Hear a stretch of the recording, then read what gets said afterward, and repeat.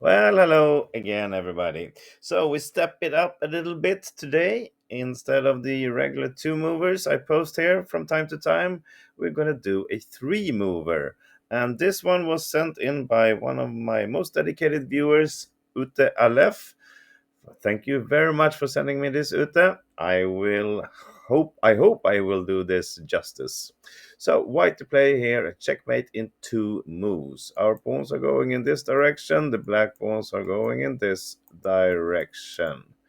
The black king cannot move anything right now, as you see. So, what can that mean?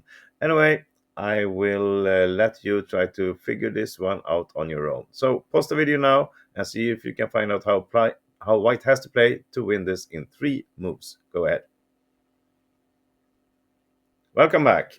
Okay, so let's first state the fact again that everything is covered here by our two knights.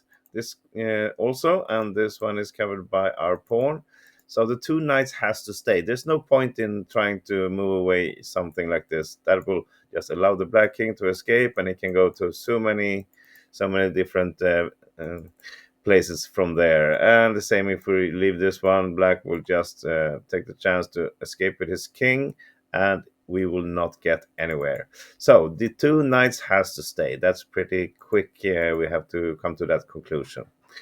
The thing is also that this bishop, if we grab this pawn, for instance, then we lose control over the knight here on c5, and from there, black can attack our pawn also, or go back. There's no way we're going to checkmate in three moves if we allow black to grab our knight in the first move. So, okay, now we stated some of those facts. Let's see. This could be an interesting way to cover the knight here with our king, and perhaps try to get our bishop something like this over to c3 for a checkmate. But this is not good enough either.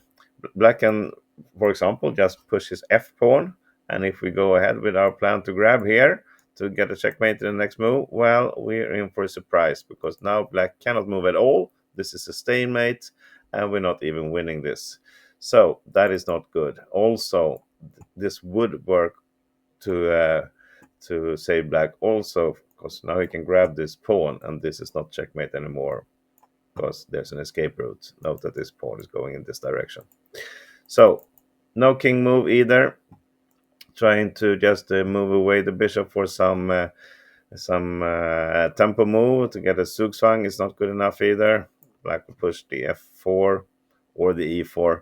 We are not really threatening anything now.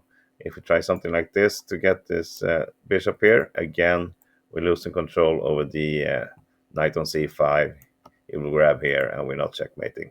So, okay, everything has to stay. We have to use our rook. It's there for a reason, and it's there to checkmate in three moves.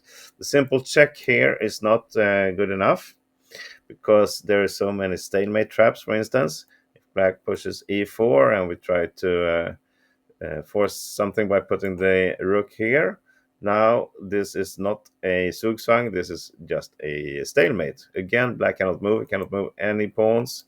This one is pinned, and the king cannot move either. So that is really a good idea. Really not a good idea to start with a check. Okay, so I see one, two, three. That would be a checkmate. Can black do anything about that? Let's give it a try. Rook g3. If black pushes f4, yes, then we will go to g2 or g1 and then end up with a checkmate in the next move. So that would work, but black will push e4 instead. And we cannot waste time by grabbing here. This is not quick enough. So if we try this, again, black will just grab our pawn on d3. And when we hope for a checkmate here, he will again be able to escape to c4 with the king. So that is not working either. So here comes the correct answer. We have to start by playing the rook to h5. And it seems like this is no point of this move, but it is. The point is that we are now, after the black pawns have moved, we are protecting the d5 pawn. and that is important. So the king cannot move. Black only has two different options here: move either pawn. Let's say he moves. Let's start with this pawn. That's the easiest one. Then we simply grab here on f5. Now the pawn has to move. We can take either one or pass. Doesn't matter, because after that we will have rook f4, and this is a checkmate. So that's the easy one. If instead black pushes the pawn to f4, then it's not that obvious how we're going to checkmate in two moves for here. So that's why you have another option here to pause the video and see if you can find the checkmate in two moves from this position. Go ahead. And here we go. Now it turns out we can actually leave this knight unattended. We can grab here with the bishop, which means the pawn cannot move, but we lose control here, so we force black to take on c5. And therefore, we have the rook here securing our pawn once we move the bishop, which we will do by simply going back to d6. And this is a checkmate. We didn't need this knight that was here.